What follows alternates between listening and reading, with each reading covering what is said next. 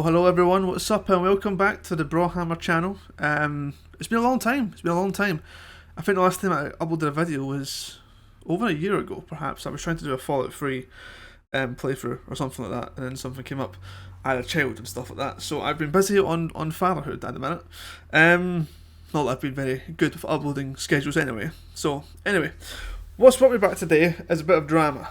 I've loved reveling in drama my whole life, but this is one that actually affects a bit of policy that I've been very, very passionate about, and that is to stop killing games. For those of you who don't know, there is a movement at the minute in the EU, of which the UK is no longer a part of, but we're trying to do our part over here.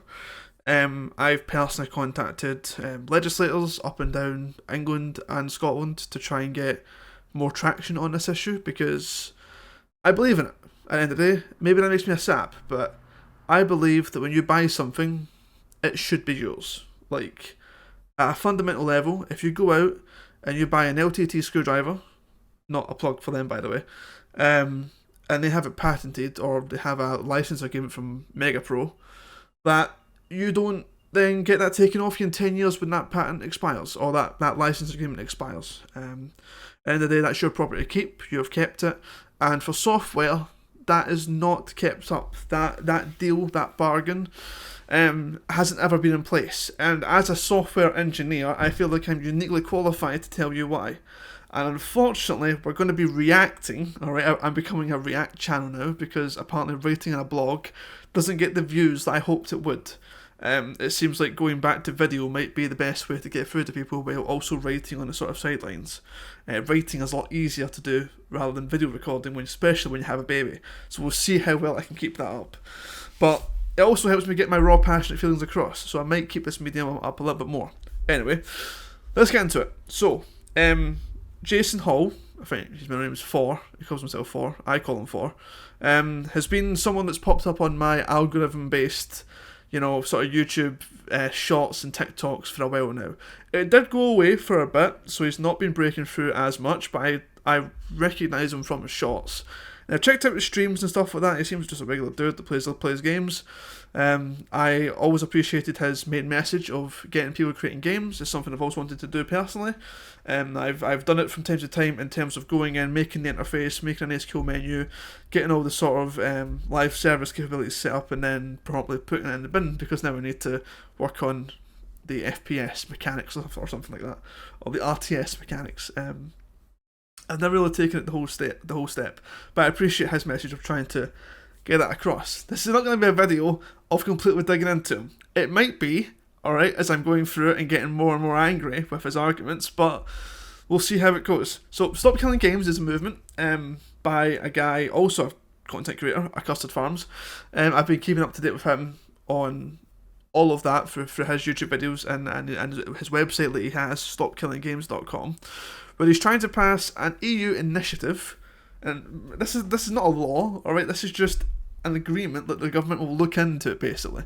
It's a hope, it's a dream, it is getting the issue and the topic talked about more in the creator community, because lo and behold, gaming content creators are some of the worst people when it comes to fighting for rights and regulation of gamers. They don't seem to talk about the other aspect of it, which I think a lot of people could do a lot of justice in, and I understand why, because most of these content creators are American, and their government doesn't really play ball on a lot of these things. I understand the problems that are over there, but then you can't then transpile that to EU and to UK governments. We're getting political in video games because this is a political subject. I'm sorry to do that to you, but you need to sort of understand the fundamental parts of how UK and EU governments work before we get into this, because I don't think Thor does. Yes, this is pre-watched, by the way. So let's dive into it without studios, and now I own my own studio, Pirate Software, by the same name, which is an indie studio, and I've been here for about 8 years now. I also run a massive community. We've got about 180,000 people in Discord, and most of what I do is try to teach other people how to make games, teach them that they can make games, show them the tools to do so, and try to do everything without any paywalls or bullshit in the way. It's incredibly important to me that we keep making games, and that the next generation has the tools to do so, so their medium doesn't die out.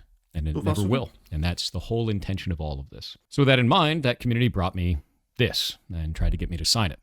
And I don't want to. He can't. Number one, I can't, because I don't live in Europe. But number two, I wouldn't sign it even if I could. And I'm we're going to get into it. I'm going to kind of go through this and try to explain the reasoning as to why that would be the case, without all of the internet hate machine that's grown up around it. So let's go into how this works and why this is an issue to me. First, I don't think internet... and try to explain the reasoning as to why that would be the case, without all of the internet hate machine that's grown up around it. I don't think there has been an internet hate machine around this. I know there's been an ignorance machine around people believing that to stop killing games, developers need to give you access to the source code so you can compile it and delete all the anti-cheat and all that sort of stuff that you want. Nobody's asking for that, and I feel like people are not reading like the proposal. And even then, this is a proposal. The lawmakers will invite industry people to come in, and I'll roll them in. The government, EU, those officials will invite lobbyists, because that's what happens, unfortunately, from the game industry to come in and then start to work on this legislation for something that is actually doable by them. Because at the end of the day, the government can't just turn around and go, all games need to be free. They can't do that. Lobbyists need to be involved in some way. So let's go into how this works and why this is an issue to me. First things first, what is an initiative? So an initiative is actually not law. Alright. Step one. Keep that in the back of your mind. He has said an initiative is not law. Pre-watched, by the way.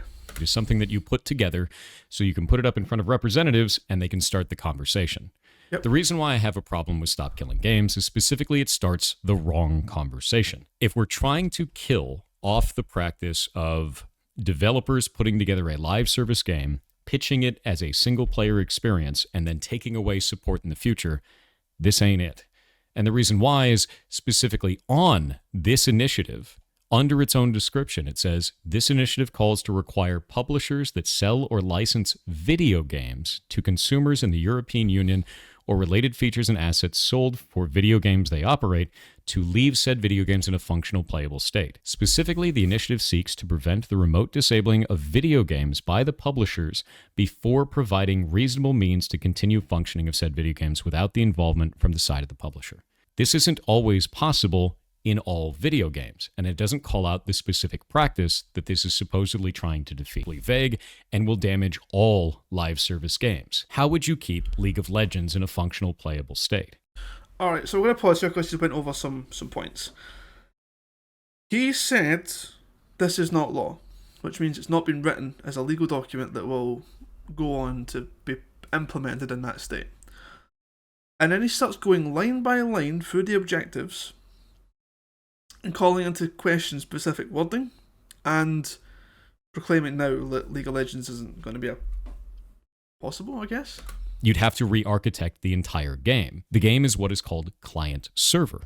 So in client-server models, there's a server and there's a client, and all of the math, all of the game, everything happens on the server. That's the true. client just displays it. And the reason we want to do it that way is so that you can't teleport around and do 1 billion damage. Yep, a lot of games are about this way. League of Legends is said, Dota 2 I think is also done this way as well. Battlefield, Valorant as well, all of them are done this way.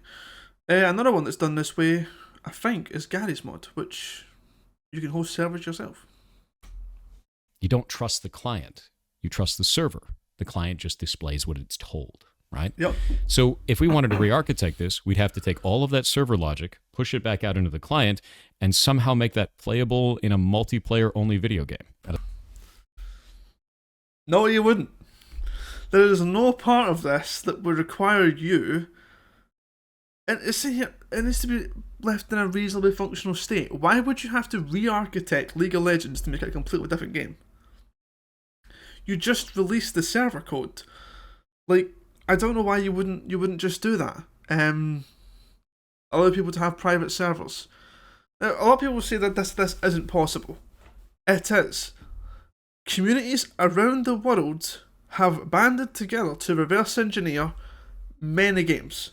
I'm talking about Battlefield 3, Venice Unleashed. Team of developers that reverse engineered the server code for Battlefield 3. You can now play that game without EA's servers. If EA goes offline tomorrow, you can still play Battlefield 3. You can't play Battlefield 4 because there isn't a Venice Unleashed for it. There might be now. I've not kept up to date with it, but as far as I'm aware, there isn't. And secondly, World of Warcraft, the biggest MMORPG game that exists, has private servers. Reverse engineered by the community, doing whatever methods they did.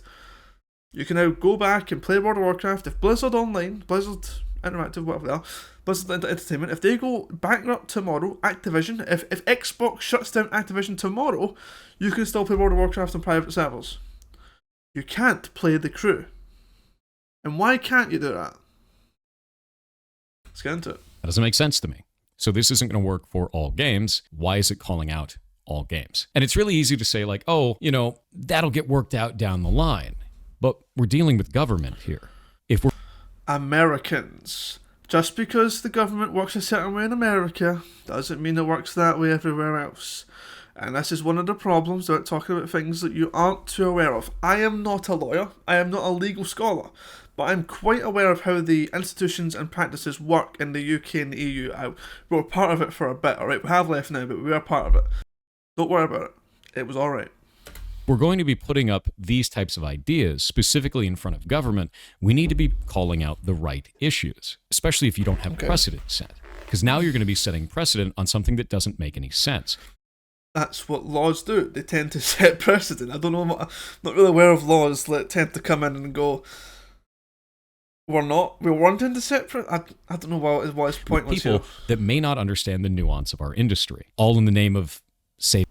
I can't agree with that. So let's go into why this is happening, right? So why did this start in the first place? What is the specific cases they've called up that are egregious? And they have one. It's the crew. So they have one because it's the easiest example to do it with. He's being quite facetious here by not acknowledging that this happens across the industry. And Ross Scott, I think the guy's name is, had a section in his video which details a list of every game that's ever sort of impacted. So him not referencing that is telling me that he's not watched the original video, which means he's not talking from a seat of knowledge here. Action on The Crew. The video game The Crew, published by Ubisoft, was recently destroyed for all players and had a player base of at least 12 million people. Due to the game's size and France's strong consumer protection laws, this represents one of the best opportunities to hold a publisher accountable for this action. If we're successful in charges being pressed against Ubisoft, this can have a ripple effect on the video games industry to prevent publishers from Unfortunately, throughout this whole video, my cat has been trying to climb my leg like mad. No idea why. She decides to do it, I guess, when I'm talking, because she likes my voice, perhaps. I have no idea. So I've had to throw her out like 6 times, but then she battles down the door. So if it happens again, you're going to see her. All right, let's hope that doesn't happen. Throw her through the window.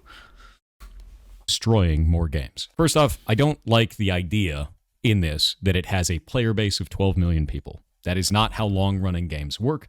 There is a large number of people that buy the game, and that player base slowly dwindles off until nobody is playing it anymore. That doesn't matter. That doesn't matter at all. If 12 million people buy a screwdriver and then you're not selling it anymore, do you take it back? No. Software should not be following whatever concept he's dreaming up here. It is the same as everything else. It's not special and gets different characteristics or protections just because you want it to, because you want to sell more units or whatever it is. 12 million people bought an item. It's getting taken away from them. I'm surprised that anyone is against that principle. Honestly, like they should get to keep the stuff. If there's any costs associated with keeping the game online, which this was an online video game, then eventually it costs more to keep it online than it does to keep running it. Which is a business decision, which is a design decision. Who asked them to do this? Can you give me one gamer that isn't a little bit crazy that asked video game publishers and developers to do this? I'm a software engineer. The only way things like this get done is to make you spend more money on one hand, and to make it so you buy the next product on the other hand. Like, so you can have more control over the ecosystem as well. There's a lot of things to it. Like, Battlefield used to have dedicated servers that you could download the code for and run yourself. They took it away because they wanted control of the matchmaking, to do SBM, to do various things that we can't prove yet, but patents have been filed by companies like Activision, which shows that they have the mechanism, or they're thinking about the mechanism, or they've patented the idea about when someone joins the lobby, they're then greeted with a monetized player, so then it gets them to spend in the store. Nobody's proved it yet. But why wouldn't you do it, you know? Right, so the cost outweighs the amount of income for it. There are bad... So don't do it then. Don't make the game require dedicated servers. This is really easy. Make people host their own. Oh, then you got to deal with peer-to-peer matchmaking. Or their, what do you call it? The host migration stuff. And it's like, alright, it's a racing game. I don't think it's that big a deal. Like, let's have a bit of internal reflection here. Am I being psychotic? The client-server model is fine, because obviously everything's hosted on a server somewhere else, blah, blah, blah, blah. The problem seems to be that these people think that the client, i.e. the server being one of these people, why couldn't the player be the server and everyone connect to them? Then the server's still authorised and everything, blah, blah, blah, blah, blah. If you have your own hosted servers, then someone could still change server files and stuff like that, but they get checked, I'm pretty sure, at like game versions and whatever, like VAX servers. Like, if I host a TF2 server, I can't then just put everyone's, gravity to 0. There's protections in place for stuff like this. So again, I'm not convinced by his argument. There are more games that do this right now, TF2, right, than don't. So what's his argument? That we shouldn't do it the way they've been doing it for the past 10, 15 years? Doesn't make any sense to me.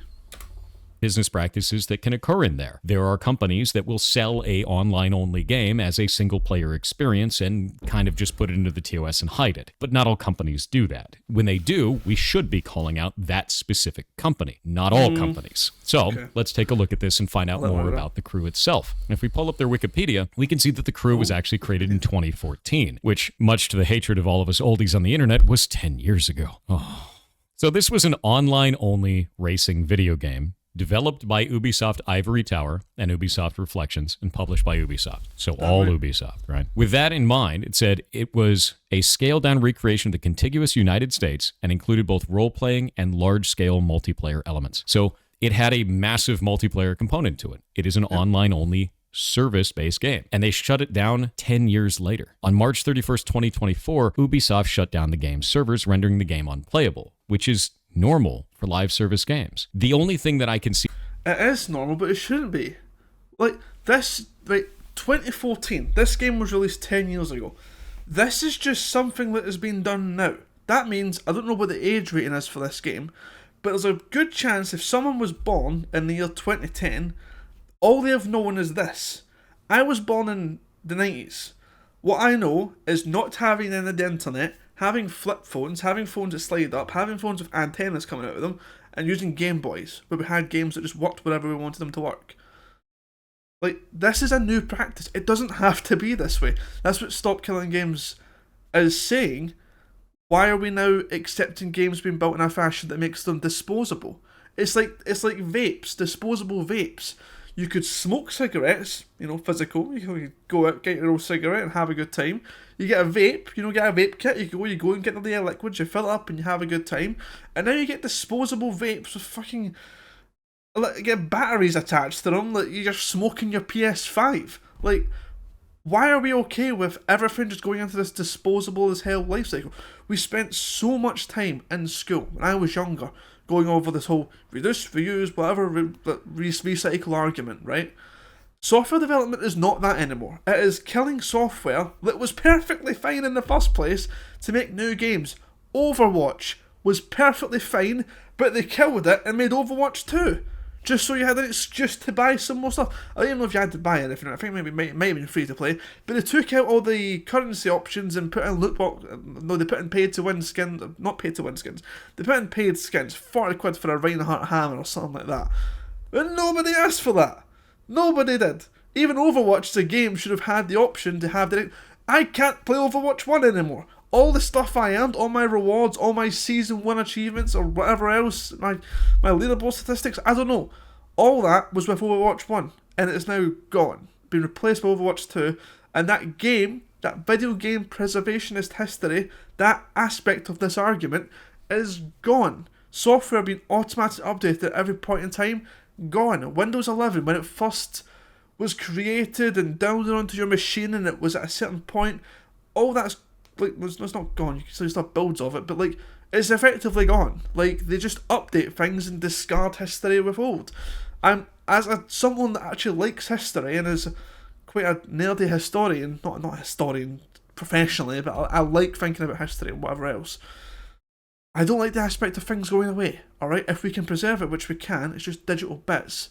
It's a build of a game, it's a few hundred gig if that, the source code's the same. Shove it on S3 and keep it there for, I don't know, archive.org to pay for. I'll chip them £2 a month. In here that could be a problem is if they post it as not an online-only experience. But everything that I found online shows that the game was always marketed as online-only. If you're... So... Call of Duty is also online only, I think. Like, a lot of these games require internet connection, but it's not through requirement. They just build it that way because it's easier to screw you over for in the future. It might make it easier to, I don't know, cloud back up someone's save files, but Jesus Christ, it's not worth ruining your entire game over. You're going to be buying an online-only game, that means it can only run when it's online. And if the servers need to shut down in the future, far in the future, it makes sense to me for the access to that game to be cut, if it's online only. If it's a single...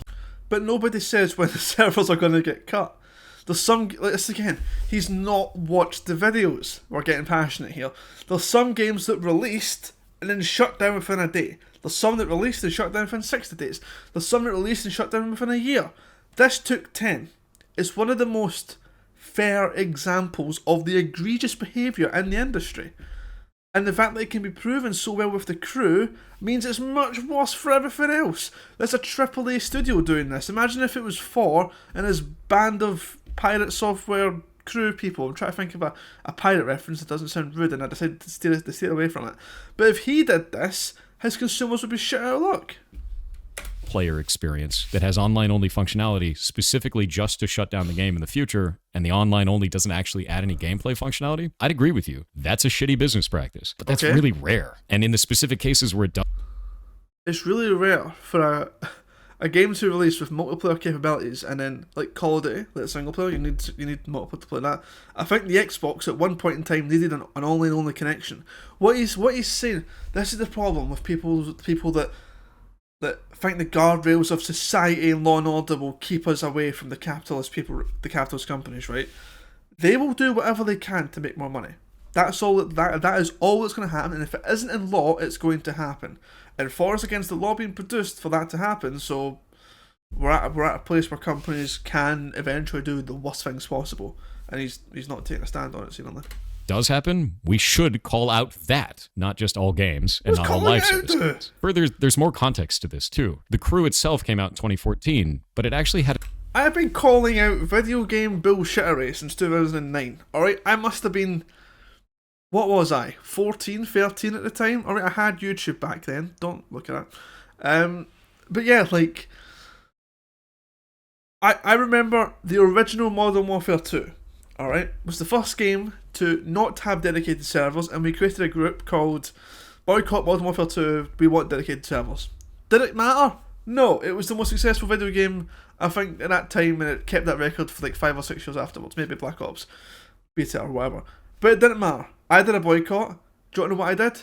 I got Prestige 8 or 7 or something like that. I didn't even get Prestige 10. Boycott was worth nothing. I was 14 years old, but I was calling out behaviour back then, fighting online wars, being like, oh my god, we need to rally against this. It doesn't matter. Online communities and that are echo chambers these days. Nobody is going to go in there and see a guy going, you know what, we shouldn't buy the Crew 2 because they shut down the Crew 1, and go, you know what, I'm not going to do that. Nobody's going to do that. They did. Look, the Crew 2... 9 out of 10 on Steam, 64% Metacritic. That should have been 0. They shut down the last game. Just put this update into the first one, maybe make people pay for it. Easy days, then you keep the old game running.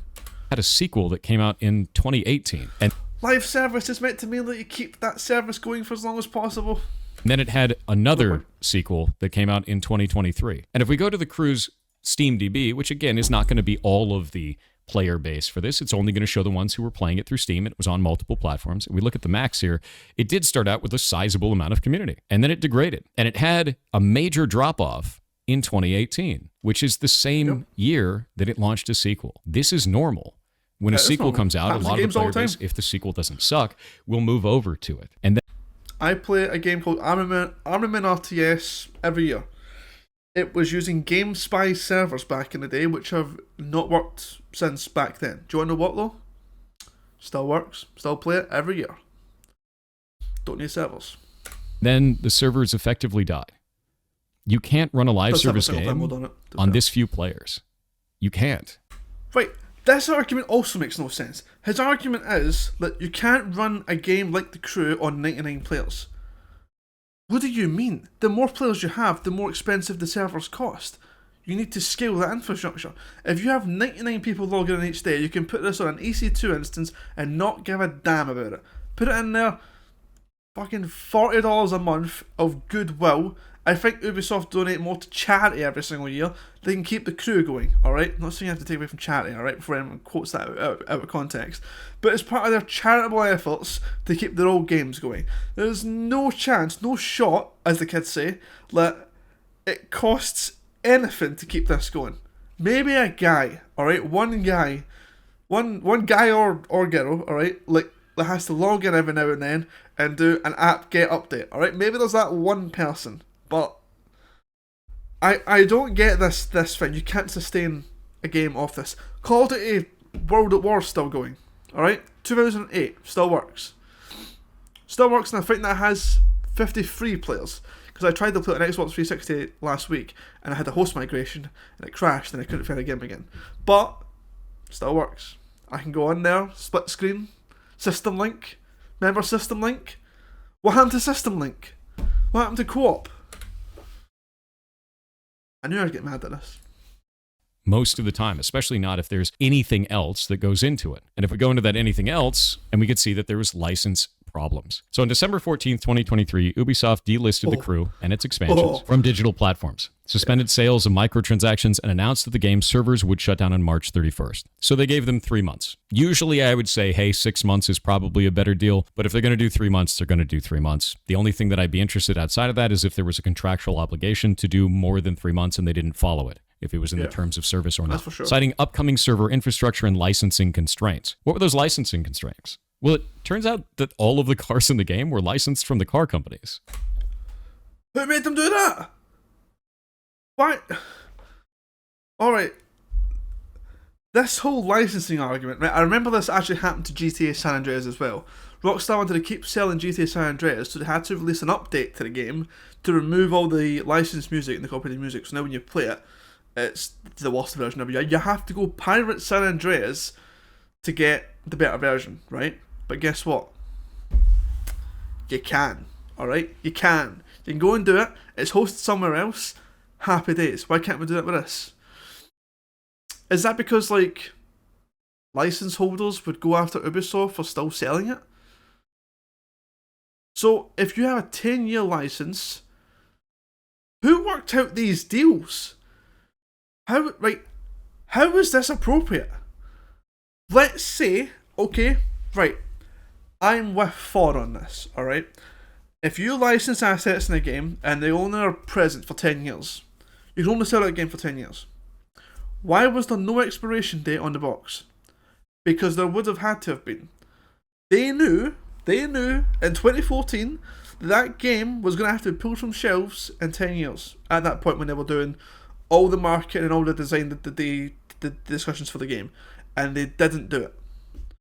That is unacceptable to me. And I think that's what Accursed Farms actually brought up in this previous video, is that if your game had an expiry date on it, there is a good chance you wouldn't be licensing assets. And things like this wouldn't be happening. If this was me, right, and my boss is coming to me and is going, right, I want a feature right now that every single one of our pages has the Ferrari logo on it because I like the colour, or whatever, right? And I go away and talk to Ferrari and I'm like, alright, can I use your logo for this purpose? And they're like, yes, but it'll only work for 10 years, and then you got to take it off or whatever. Who would do that? Why would you do that? That means you got to go back in and take it all, like... I can't see the reasons to do that. Maybe it's like a discussion around, oh, you have to have like the actual cars in the games. But most like car games, as far as I'm aware, especially with Call of Duty, which is a much bigger company, Activision, much bigger company than Ubisoft is, they don't use licensed guns. They make up their own guns. And it doesn't matter. It's the most successful first-person shooter that exists, right? Valorant doesn't have. I don't think that has like real guns. It's futuristic, right? I guess Valve licensed guns, but they've kept the licenses going. I guess they have a fledgling community, but is it like the consumer's fault that Ubisoft fumbled the ball on the crew and now they don't get access to their game anymore? I don't know. I feel like the licensing laws Iron Age looked at then in that sort of occasion. Like, stop selling the game, but you can still keep the servers going. I'm pretty sure there's nothing stopping you from keeping the servers down, because you probably aren't making that many new purchases anyway, especially with a sequel out. It's just an excuse. That's what it feels like to me. In upcoming server infrastructure constraints, however they've built this, that means that they can't run a OS upgrade. That's, again, technical decisions and bad management there. That's just, if you built it in a bad way, you got to deal with it. And a 10-year running game likely means that they had license to them for 10 years. And that means that it would likely reopen for negotiation. Now, understand that's speculation, but I've seen this type of a deal many times in the industry while I've been working. It does happen, so it's not unlikely. If you're going to have to renegotiate on a game that has so few players and is not turning a profit anymore, you're probably just going to forgo the renegotiation. And if those servers are aging, you're not going to want to recreate that infrastructure. And there are some people that'll say, if the servers are aging, you're not going to want to recreate the infrastructure. I don't know about that. I don't know. I feel that this is... I think you can tell a lot with the different ways that we do development that this sort of stuff should be like key to the original design document of when the software was like initially written up. How are we going to actually maintain it? And it feels like legally companies can just go, we're not going to bother. I don't think Thor's getting that point. I think he's missing that a lot. Like, companies can just go, well, it's easier for us to just not do anything about it, so let's just not do anything about it, which is what this legislation is seeking to actually fix. We'll just make it all single player. Well, I've explained that doesn't make any sense in the first place. If you're making it all single player, you'd have to carve off all of that, and it's developer time and money. When you already have sequels out and the game has basically no players left anyway, it makes more sense to just move. Nobody's asked you to turn the crew into a single player game when it reaches 2 players. They're asking for effectively the server code to be put into escrow so that if you do shut down the game, then it gets released. If hackers can do this with government files and Bitcoin, then I'm pretty sure a AAA publisher that turns over billions at this point can do it as well. Alright? I don't find that to be a problem from the developer perspective, and I understand that people find that to be a problem from the player perspective. These are two different ideologies, and that's okay to have two different ideologies. I just won't agree with it because I understand the burden that puts if we raise that problem in the way that we are right now. If you try to tell me that every studio needs to run their live service game indefinitely or not want to run one at all, then no one's going to run them. And we're going to miss out on adventures like Final Fantasy XIV. And even though I don't play anymore, League of Legends or any other live service game. Any of them. He's telling me, no shot, alright, as a kid say again, that as a developer, alright, that makes games, if it was legally required for you to keep the server code by or whatever else so that people could run the game after you're finished dealing with it, he wouldn't ever do it. That's nonsense, because he should know that all these things are reverse engineerable anyway if he wanted to do it. We've proved that with Battlefield 3 and World of Warcraft. This has been proven time and time again. I don't think so. I don't believe that. Personally, as a developer, I want to make the best software possible that impacts consumers in the best possible way. I think he's speaking just now as a boss and as someone that wants to make money. And I think this is the thing though. He plays games.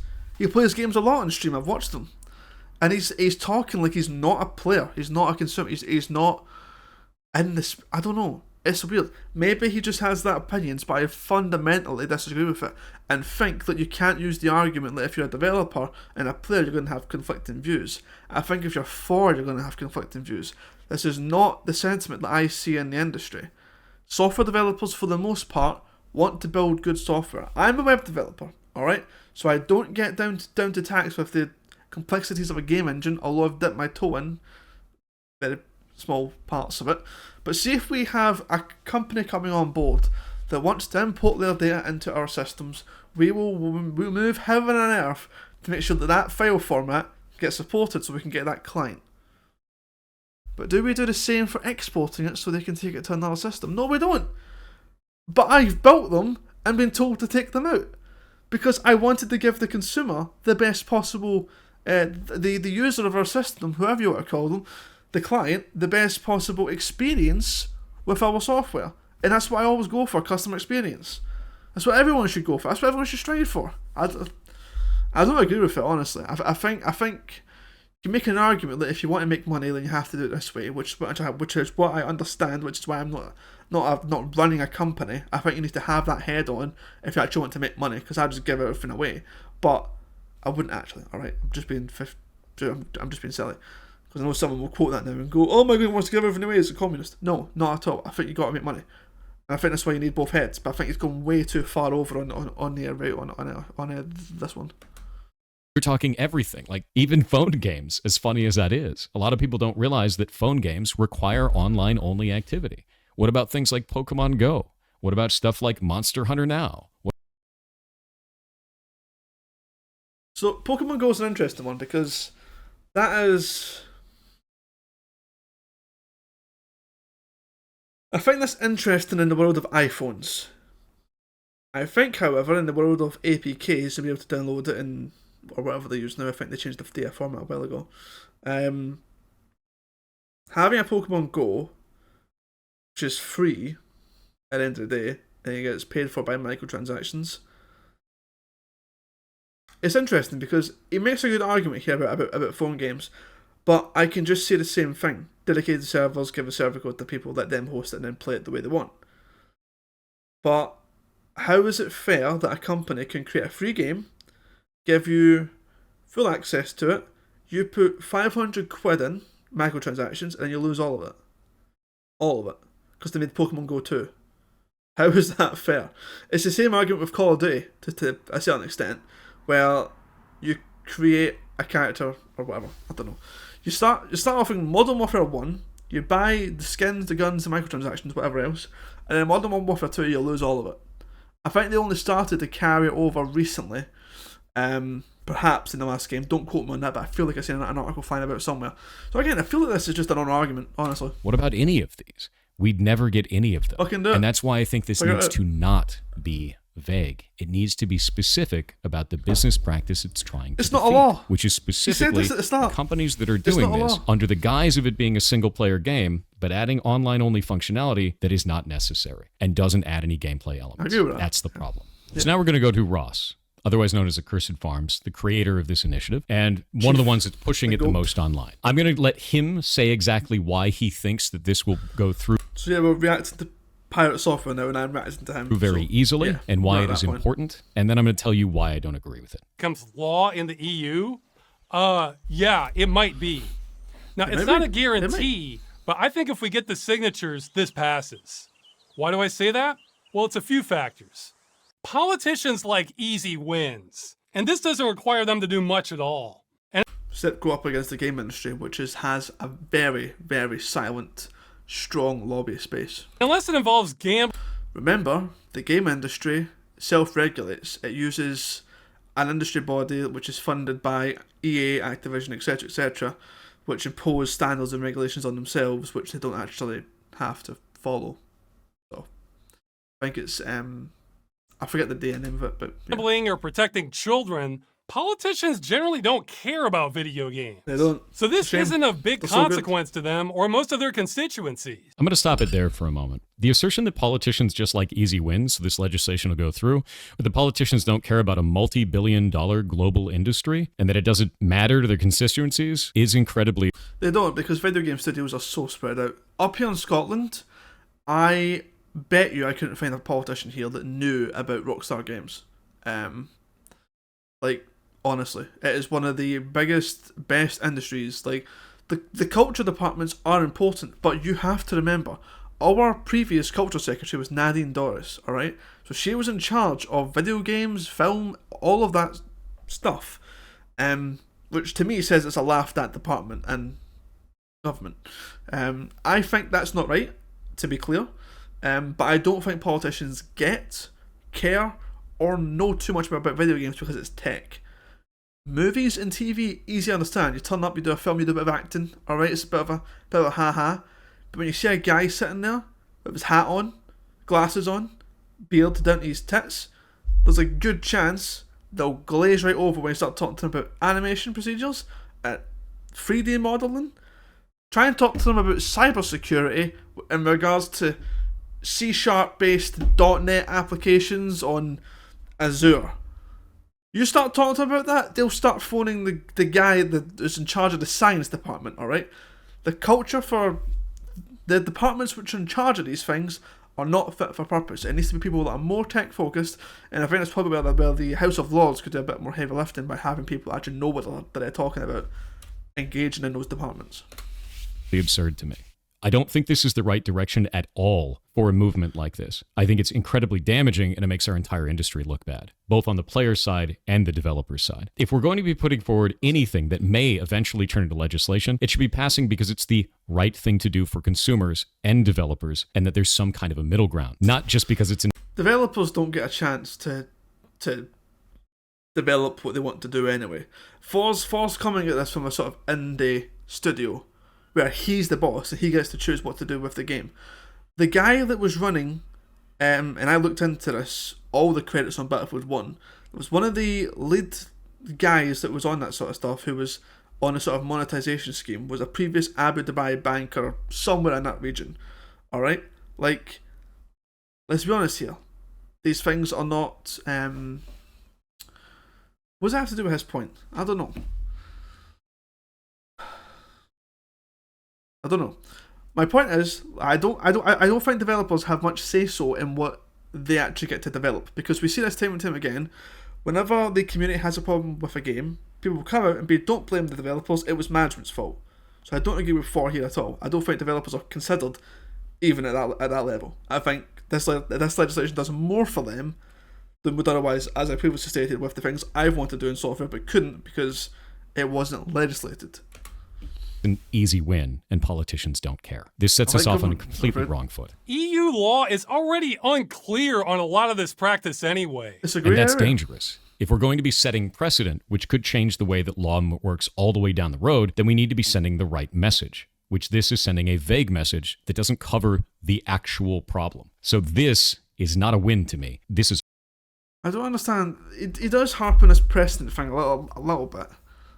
I don't know if that's an American thing. I've not heard that much in the UK EU sphere of setting precedent.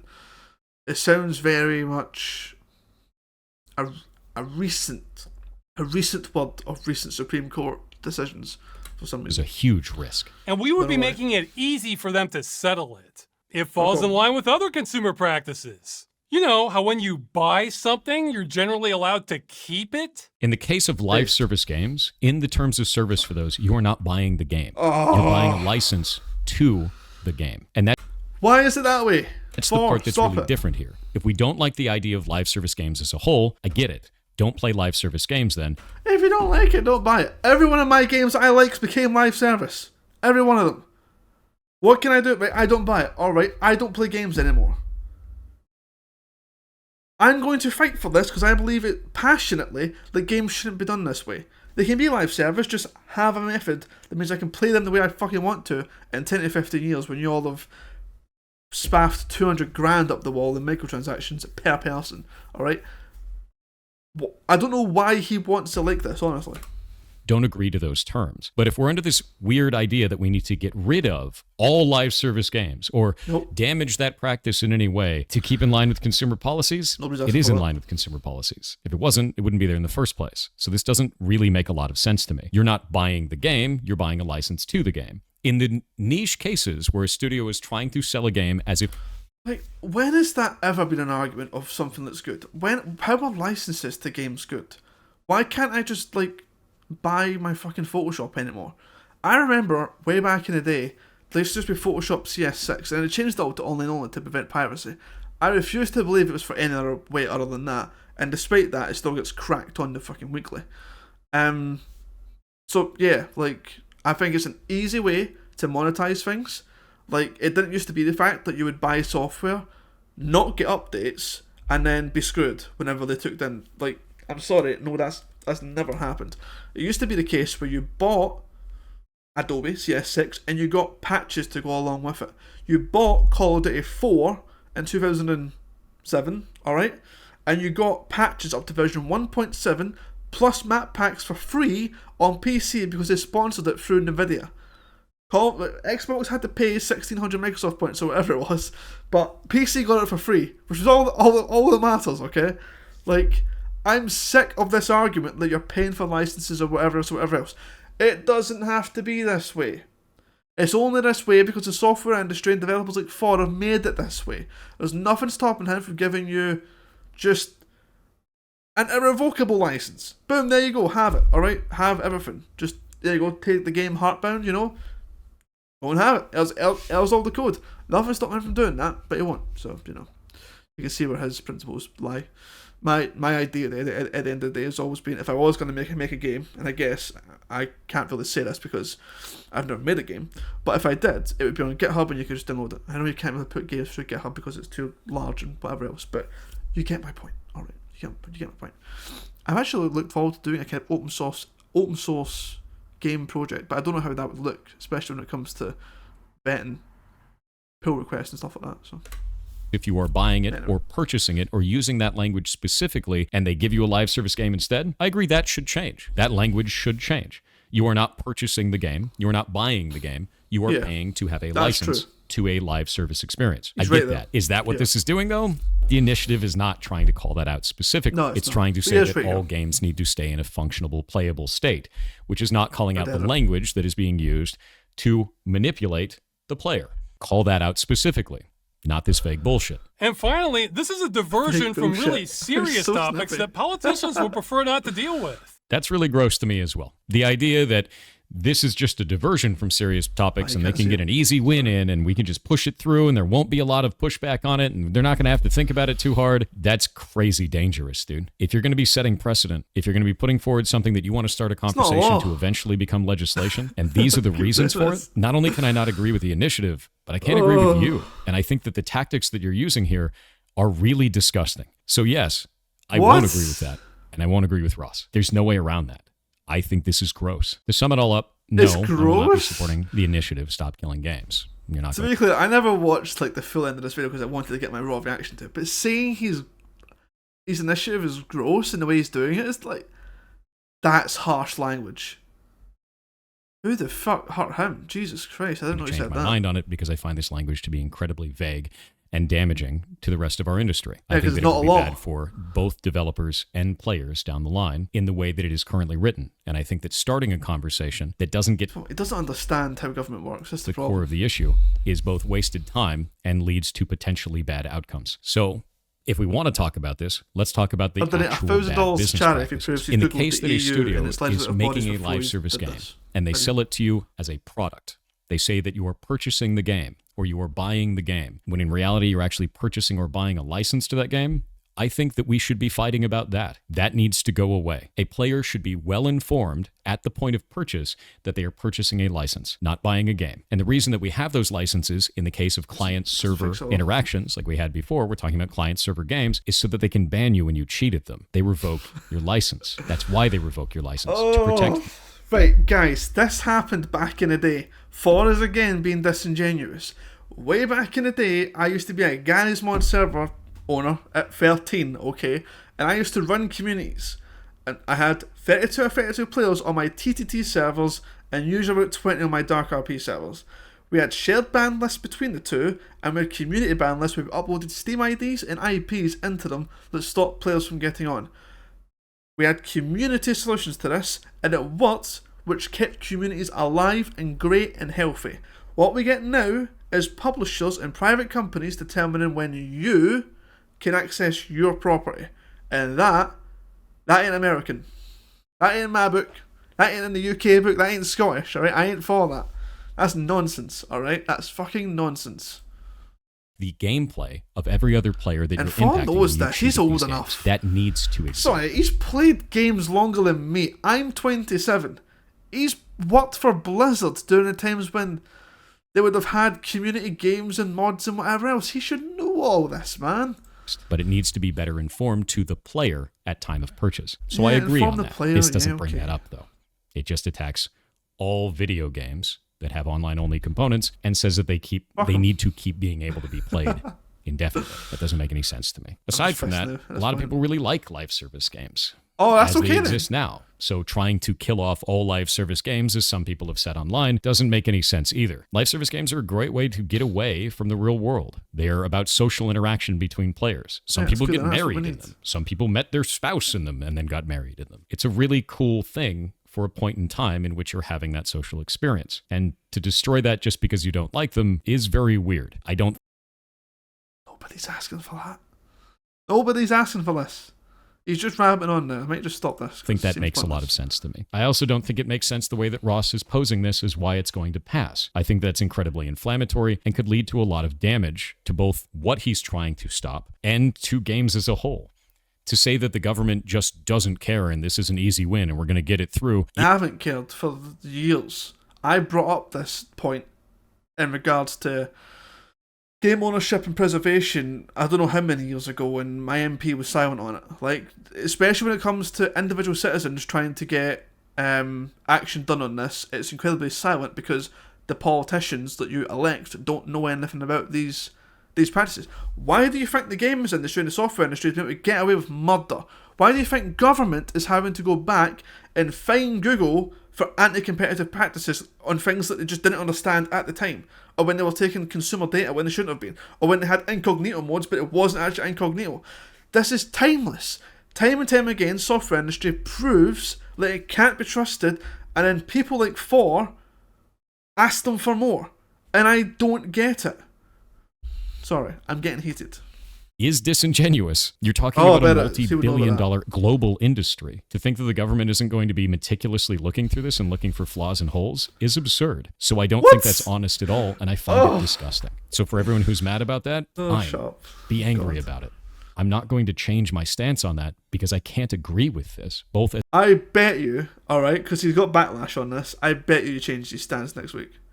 He has to. He has to. Like, there's no way a gaming content creator can be this against the games industry and then have a career in game dev or a career doing whatever he is doing. I know he's live just now. You can probably see it in the bottom right. We do have another clip to watch, and this is basically at the end, so I'm going to bring that one up. This one was from Reddit. This is Ross, the guy from Video Response. Yeah, he's actually responding to Accursed Farms, which responded to his video on that. So Ross just came back saying blah blah blah, I have a bunch of stuff here, so let's just live react. I've not actually seen this yet. Wanted to at 10:24 based on your response. I think there's a combination of values clash and there's a misunderstanding on much of what we're asking for. For example, there is. He doesn't understand. WoW would likely be exempt from this measure since it's considered under law as a true service. Likely. Why would it be exempt from this measure since it's considered under law as a true service? Yeah, because World of Warcraft is an MMORPG. You pay a monthly subscription to it. You don't just buy it and then get it expired in 10 years. That doesn't happen. When you buy the game, you're made aware that it will only last for a month. Accursed Farms had brought this up before. If the crew had on it expires in 10 years, like the licensing agreement would have said, people wouldn't have been likely to buy it. But when people are buying World of Warcraft, it's different.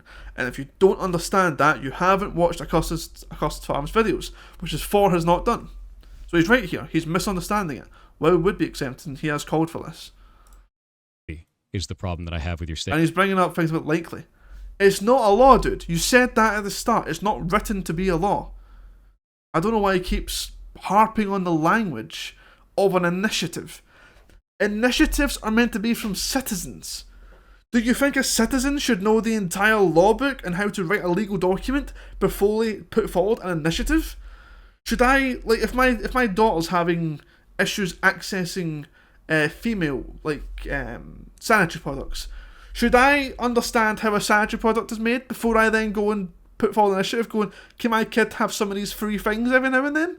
Of course I shouldn't. I don't know anything about that. I just want it because I'm a citizen and I want it to be a new initiative. I want something to happen about it. The government's the one that looks into that. You bring it to their attention. You make them aware of things. You put forward some points and hope that they'll take it further and get proper expert guidance on and lobbyists on that will actually do the actual job. That's what it's for. He doesn't understand this. I keep repeating myself at this point. We're nearly an hour into this video because Thor is just not understanding any of this. Statement there. In other words, the customer is told explicitly that their access ends at the time of payment. Yes. Most live service games do not do this, which could run afoul of EU law. They don't. Most is patently incorrect. He's just picking on. There were many other misunderstandings. This guy in the video. is mad. It's clear that you hate. He's just mad. He's picking on language because he has no refutable points at all now. What's that thing where you attack? If you can't attack the idea or the argument or whatever, you start attacking the person, you start attacking the language. See if Ross was like, I don't know, Italian, he'd be attacking him if he's broken English at this point. It's horrible to see. I don't know why he's doing this. Hate the initiative, and I doubt I would change that. That is correct. I would encourage you to at least hate it for what it accurately is. I do. We obviously have very different perceptions of what's likely outcome of this. I think those details influence that. That said, we also have a values clash. You state repeatedly that a game being permanently disabled is not a problem. It is not. A live service game is meant to end one day. There's nothing wrong with that. This is where we very clearly disagree. You're actually the most high-profile person I know that is adamantly against what we're doing. Yes. Cool. If you're interested, I'd be fine with having a discussion with you on where we could at least clarify things, but your choice. I don't think I want to do that. And the reason why is that is crazy. It is because specifically your video that made me not interested in wanting to talk to you. It is specifically this portion of your video, right here, where you discuss reasons why your initiative could pass. And your description of this, I find to be disgusting. Politicians like easy wins, and this doesn't require them to do much at all. And unless it involves gambling or protecting children, politicians generally don't care about video games. So this isn't of big consequence to them or most of their constituencies. EU law is already unclear on a lot of this practice anyway, and we would be making it easy for them to settle it. It falls in line with other consumer practices. You know, how when you buy something, you're generally allowed to keep it? And finally, this is a diversion from really serious topics that politicians would prefer not to deal with. So politicians are going to put this forward because it's an easy win, they don't understand the subject matter, and it's a diversion from more serious issues. Yeah. I don't have any respect for that. And I don't have any reason to have a conversation with you because of this. Oh. Good luck. Oh, he's such a child. He's been proven completely and utterly wrong. I'm sorry, alright? There comes a point in every debate where you have to pick a side, alright? You can be on the side of wanting the legislation that improves games and whatever else, and you can be on a side of actually not wanting the government to meddle in legislation. I meddle in sort of like company affairs and that kind of things. Those are two positions that I respect in this debate. I think it's reasonable for a person to go, I don't want the government involved in my games. I do want the government involved in my games and doing these things. Two positions I can respect. What I can't respect is for calling someone disgusting for knowing what politicians are like. Politicians do like. Why would you not want? I work a job. I want easy wins. If I can have something that distracts me from serious topics such as the company blowing up, I would love that conversation to be had and me to work on that thing instead. If I can have an easy client call with someone to easily sell them an upsell rather than having a new one, I'd rather have that discussion. We're human beings. Who does he think he is? Does he think he's better than everybody? Does he think he knows the politicians of the EU and the UK? What does he think he's talking about here? I actually don't get it. And I think it says a lot about somebody's character to be proven wrong so astoundingly on like every point, to have everyone going against them, and for him to triple down and say the guy's disgusting, that's why I'm not going to talk about it. No. Debate the argument and prove yourself right. Why would you not do that? I actually think that's quite bad, the way he's reacted to that there, honestly. Nobody's had a problem with Ross's language throughout this entire thing until he just mentioned it. So if it starts coming up now, you know what channel they actually watch, honestly. Especially from this guy who has the ego, the size of his state, I think it's quite something to say, I don't like the way you speak, because I think a lot of people have said that about him, and you think it'd be quite charitable and give him perhaps, a bit of space and time to discuss with him something that affects the industry he cares about. But for him to spit his dummy out and throw his toys at the pram and go, I'm not talking with you, I don't think I'd do that to anybody. I think it's always worth having a discussion on these things to try and say both sides of the point and maybe see if you're misunderstanding somewhere. As somebody that's been on the wrong side of politics in the past, there's nothing I love more than being proven wrong. And again, if someone then reacts to my video and goes, by the way, I don't think you're right on all this because of this, this, and this, I'm going to watch that, take notes, and go, you know what? You're right. You're probably right. I should change my stance on that. I love changing my stance on things. I think it's very healthy. There's nothing wrong with being wrong. There is nothing wrong with being wrong, and I think more people should actually learn that. So anyway, guys, this has been a video of over an hour long. I'm going to let you all get back to doing whatever you have to do. Frankly, I think Pirate Software, I respected him a lot because of his stance on getting people into video games. But after seeing this, I've never seen this from somebody that can so flagrantly just be uninvolved in something so prevalent to the industry, so completely non-passionate to it, and kind of in the wrong side for the wrong reasons. I feel like I don't agree with the stance of this position again that corporations should have complete control over video games and that sort of culture. And I think if you had that stance, you have a point. I don't agree with it, and I think you're on the wrong side. But if you took that position, I could at least get it. Taking a position of, I don't like you because you're mean to politicians, it's unspeakable, really. It really is. Especially because there has been no politician specifically mentioned. And in all things, it sounded a bit like he wanted it to be specifically and very carefully worded because he knew politicians wouldn't understand it in the first place. So, what does he want? I don't know. That's it for me. This has been a reaction. Enjoy the rest of your day. If more drama happens, I might react to it. Depending on if you actually like these videos, we'll see how they actually go.